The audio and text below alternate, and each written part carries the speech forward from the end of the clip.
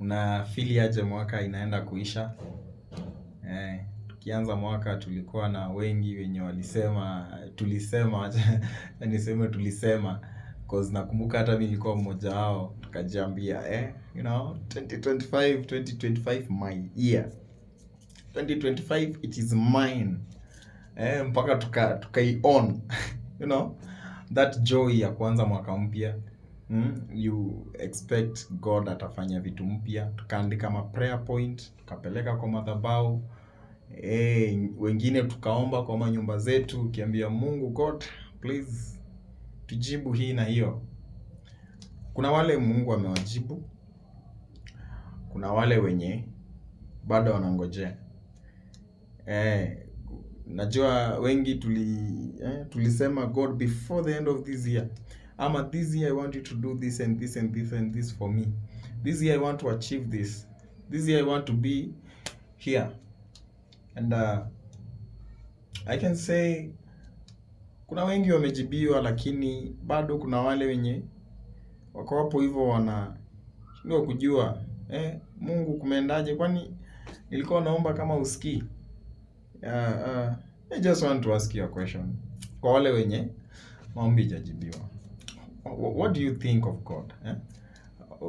What do you, how do you feel inside you? Do you feel like God has do you feel like God has failed you?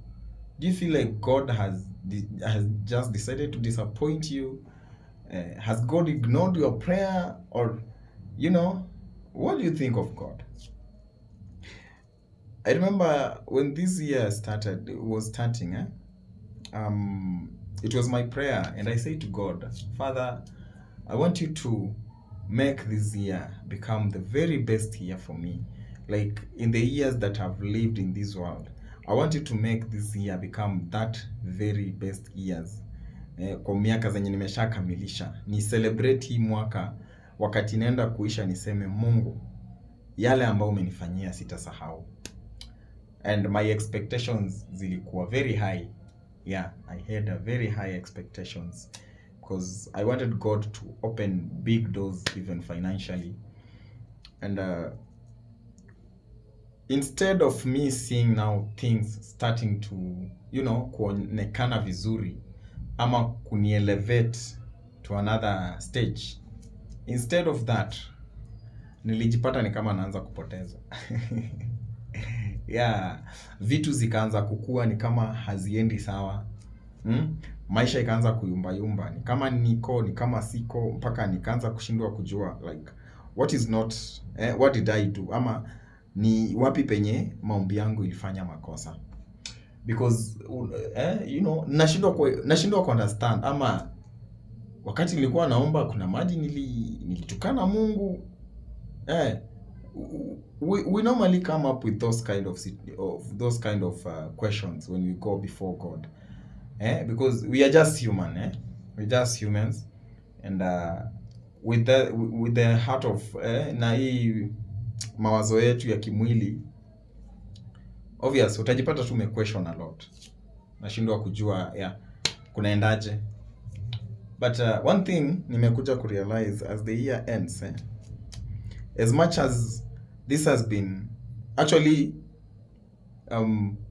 kwa njia moja ama nyingine, instead of it turning to become the best year to me, kulingana na vile nilikuwa nimefikiria, kulingana na vile nilikuwa nimetarajia, imekuja kukua the very hard and harsh year, tough year, very tough in my life, because what I expected, it is not what I received. It's not what I received. But I can still say the same.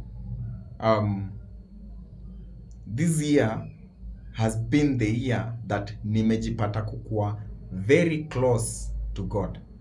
Very, very close. Among the years zenye nimeishi kwa hii dunia, I can count them. Like times zenye nilikuwa hata ninajicommit kwa kazi ya Mungu. I can tell you the truth.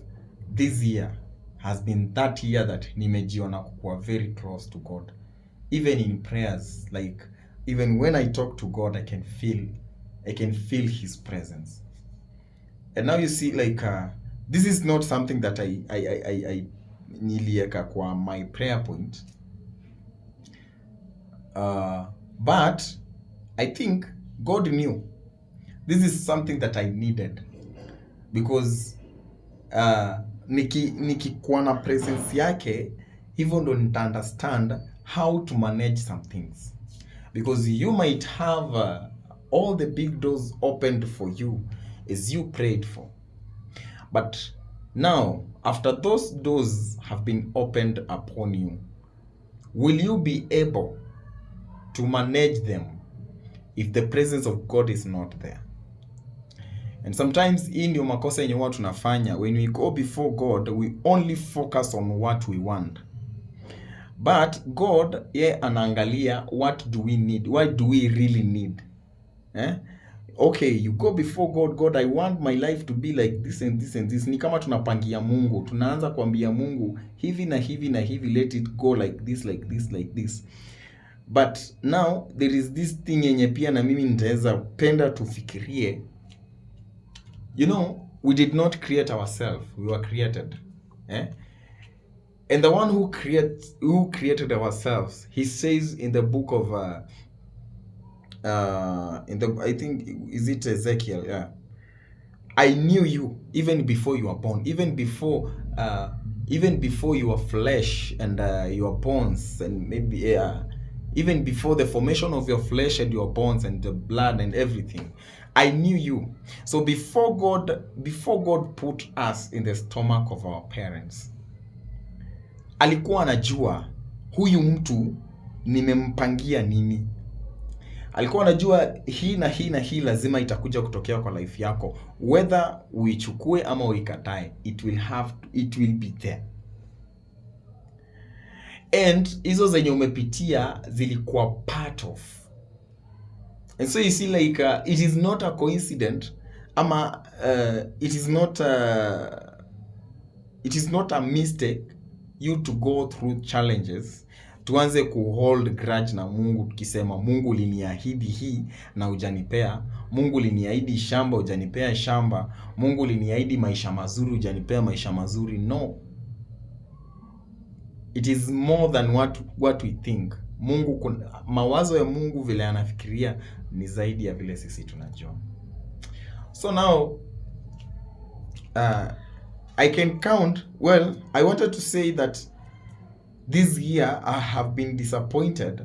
I wanted to say that it has turned out to be the year that I never wanted it in my life.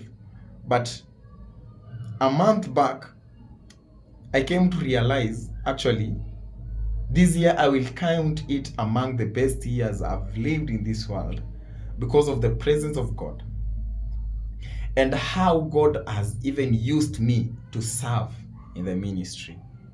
Yeah, that for that reason I will call this year the very best for me.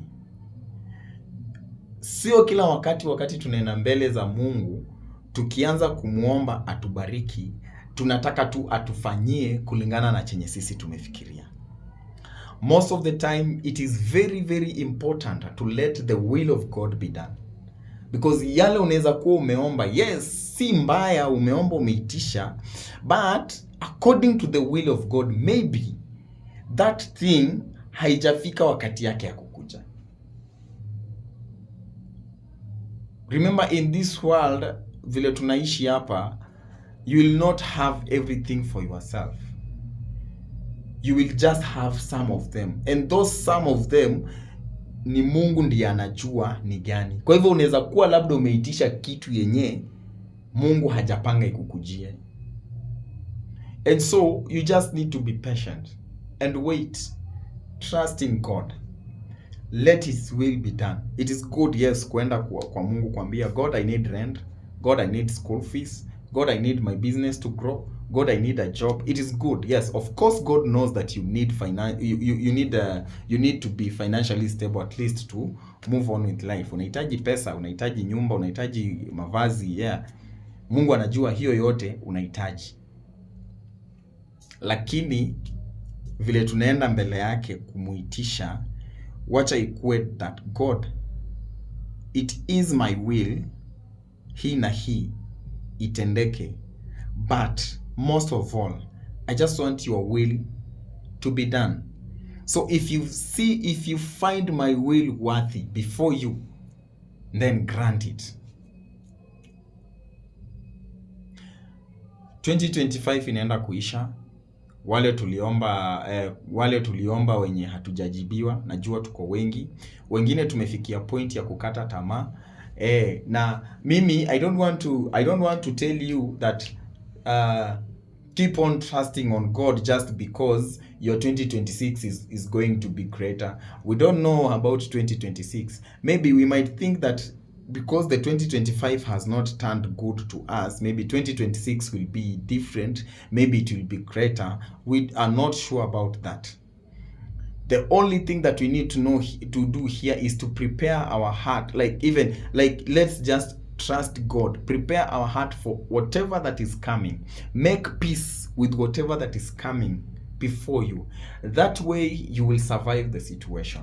Because maybe today labda hii mwaka ulikuwa tu ni kusota unafanya kazi, but pesa zinapata tu shughuli mingi ya kufanya, ma emergencies zinatokea, magonjwa nini, kupoteza watu.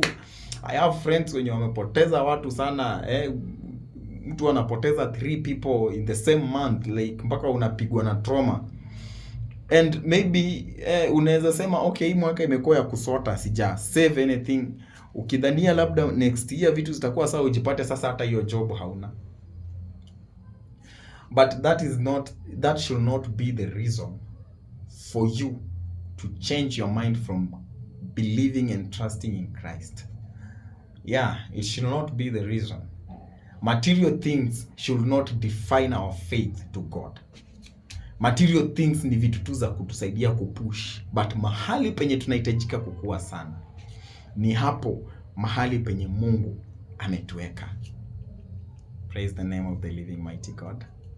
Yeah, so as you cross this year, I just want your prayer to be, Father, Lord God Almighty, I just want you to position me. I just want you to put me where I deserve. I just want you to lead my way. Show me what I should do. Tell me what I should do. How should I go? How should I walk? Lead my feet. That is the prayer that we need in 2026. Because when you are walking with God, when God is taking control of your life, let me tell you, faith does not make everything easy before you, but faith makes everything possible. Even that hard situation, even that tough situation, you will find yourself getting through it just because you have faith in your God. Yeah, do not be shaken. They will call you names the way you are, the way maybe ulikuwa juu umeshuka chini, so unashindwa ku withstand that aibu. But let me tell you, just ask God for that strength, because Mungu alikuwa na sababu ya kuacha ikuje. Kama haingekuwa kitu ya kupitia kwa maisha yako, I promise you haungepitia. Yeah, if kama hiyo matanga yenye ili happen, maybe you losing your mom or dad or sibling or your loved one, kama haingekuwa kwa mpango ya Mungu upitie, then haungepitia. But because you are there, God knew this thing will come and this time will come for you. One thing you need to understand, God still loves you, yet he let things happen to you. It is for a good reason. Sio kwa chuki. God does not hate you. He does not hate you no matter what. He loves you so dearly. God loves you so dearly, my friend. Do not give up. Do not give up. Do not let the world define you. Do not let the world, or the things you're doing in this world, for the world, define who you are. Be defined by the blood of Jesus. Be defined by your firm faith in the living mighty God. Me, I know we are strong. We are strong. Have faith in God. It does not matter what comes in your way. Just stand still. Storms will come and it is not going to like yale yenye uliona jana haimaanishi ni ya mwisho. Maybe chenye kitakuja kitakuwa greater than hata yenye uliona. Machozi umelia leo, labda kesho unaweza amka na mingi kuliko yenye umekuwa nayo leo. Vile umevunjika leo roho, kesho unaweza amka uvunjwe mara 5 ya vile umevunjika leo. But that should not be the reason for you to go back, to go back to listen to the world. Yeah, your answer here on your knees here, hapa kwa magoti, majibu yako itapatikana. Trust in God, believe in God. You are strong. Believe in God. Believe in God. Just convince yourself everything is well. All is well. Yeah, all is well. Convince yourself, and eventually things shall be well. Hebu angalia wakati wa this guy Job, the man who had everything, he was so rich, but just in a blink of an eye, everything is gone. That is one among the people wenye wangesimama hivi mbele ya Mungu na waseme, God, I disown you. God, I don't want you. But this man reminded himself one thing. Whether I have, whether I do not have, God is still God. And my friend, let me tell you, with or without your existence, God will always remain to be God. He does not need your approval for him to be called God. He was God even before he created you, before the creation of the world. The Bible says, in the beginning in the beginning was God. So that name was, he already owned that name before the foundation of heaven and earth. You came here, you find him here. Na hata ukitoka utamwacha hapa. He's not changing. He's powerful. You're just a creature. He's the creator. You're just a child. He's a father. He's so big to be, he's so big hata kutukanwa. He's so big. God will remain to be God. You worship him, you stop worshiping him, he is still God. You die, you live, he is still God. So he does not need you to exist. You are the one who needs him to exist. And for that reason, we need always to go before him with humility. Let us not go before him commanding him, like demanding him to give us our portion, because even that portion we do not have. Ni kwa huruma zake tu anatufanya tukue watu. So just humble yourself and let God do what he wants to do to you. Yeah. Be strong, stand still, and I promise you, your answers are coming. It doesn't matter how long will it take. It doesn't matter a year, 2 years, a month, or days. It doesn't matter. Just stand still. Believe me, when your faith remains in God, even though life might turn against you, everything might turn against you, it doesn't matter. God is still there to help you, to see you through all those challenges. He will help you climb those high mountains. He will help you go through those valleys. God will help you cross those rivers. It doesn't matter how heavy are the waves or storms in your way. Just trust me. Your faith in God is enough to take you through all those challenges. And at the end of the day, you're going to say, my God has done it. Just believe in God. Just have faith in God. Just fix your eyes in God. Say there is nothing above his will. There is nothing above what he wills it to you. God will make it happen. God will make it happen. Do not give up. Do not give up. Do not go back to those witchcrafts. Do not go back to those witch doctors. Do not go back to that to that dirty life you are living before. You are now saved, man of God. And if you will be watching this video and you are not saved, trust me, God is the only way, even for your success life, for your successful life, for that success you're looking for what? He is the only way to it. There is no life out of Jesus Christ. There is no life out of the love of God. So just turn back to him. He still loves you. Listen, Saul in the Bible, Saul was a very dark man. Like alikuwa mtu mchafu sana. That man used to kill Christians, people that worshipped God. Alitengeneza wadui na mtu yoyote mwenye alikuwa anaabudu Yesu, and he killed a lot of them. But the moment that person met Jesus and decided to change, alibadilishwa mpaka jina. Even his name changed. And now you are speaking, the Bible is speaking of Paul, no longer Saul, Paul. Alibadilishwa mpaka jina. And you can see the great things he did in the Bible. God is here for you. He still loves you. He still wants you. He will never reject you. And there is no sin too dark or too dirty for his blood to claim. There is no greater sin he cannot save.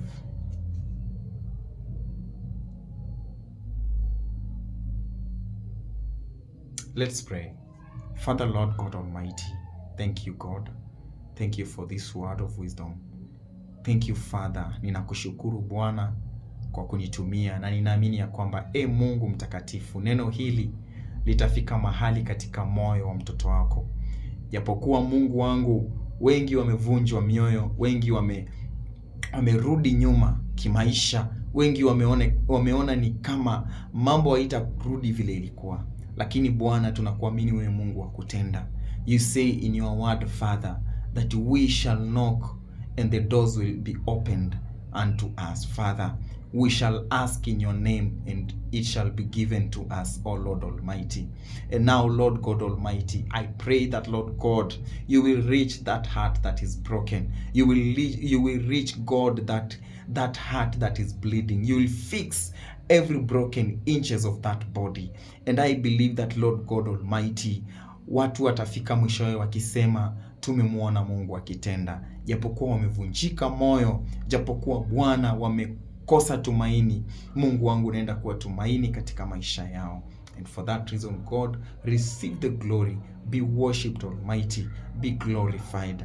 In the mighty name of Jesus, I pray and believe. May God be with you. May God do you good. May God turn his face and shine upon you. In your coming and going, may God protect you all around you. May he surround you with his love and his favor. May the favor of God follow you even in your work. May